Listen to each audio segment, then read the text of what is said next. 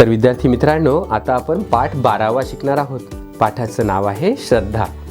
सोनू आणि अभि दोघांची फार जुनी मैत्री होती. दोघे वयाने सारखे होते, शिवाय घरात शेजारीच राहायचे. त्यामुळे दोघांच्या आई या मैत्रिणी तर मुलांचीही छान गट्टी जमायला लागली. सारखी शाळा असल्यामुळे सारखा अभ्यासक्रम असायचा. मात्र सोनू आपली कामे अभ्यास पटापटा करायची. त्याच कामाकरिता अभि याला जास्त वेळ द्यावा लागत असे.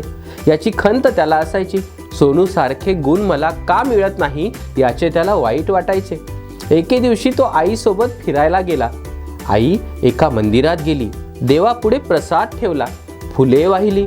अभि व आई पाया पडले आणि दोघे तेथून परत निघाले.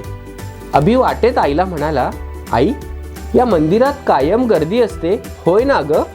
आई त्याला म्हणाली, अरे ते स्वयंभू मंदिर आहे आणि इथला देव नवसाला पावतो बरं का. त्याच्या बाळबोध मनाला असंख्य प्रश्न पडले होते, पण तो एवढंच म्हणाला, नवसाला पावतो म्हणजे काय ग आई? आई म्हणाली, तू जे मागशील ते देव तुला देतो. त्यासाठी आपणही देवाला काहीतरी द्यायचं. असं पण असतं का ग आई? तो उत्साहाने म्हणाला. आई सुद्धा होय होय म्हणत घरी आली. आता आपलाही सोनूसारखा पहिला क्रमांक यायला हवा असे अभिला वाटले. त्यासाठी तो दुसऱ्या दिवशी देवाला नवस बोलून आला. आता अभि निश्चिंत होता. अभ्यासाचा कंटाळा करू लागला. तो वेळेत आपली कामे करीना, वर्गात फारसा लक्ष देत नसे. त्याचं कारणच असं होतं, देव आपल्याला नंबरच देणारच आहे, तर मग मेहनत करायची तरी कशाला? आईला सोनूकडून सगळा वृत्तांत कळला होता, पण आता समजवायचं कसं? आई समजावून सांगत असे, पण तो ऐकेच ना. शेवटी सत्र परीक्षा झाली. निकाल लागला.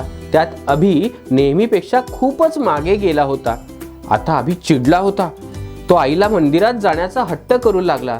ते दोघे मंदिरात गेले. अभि देवावरच रागावला आणि म्हणाला, मी नवस केला, पण तू मला ना नंबर दिलास ना चांगले गुण दिले. आता आईच्या खरे कारण लक्षात आले. रात्री आई अभिजवळ बसली. त्याला म्हणाली, अभि, अभ्यास हा ज्याचा त्यालाच करावा लागतो. तो करायला देव थोडाच येणार.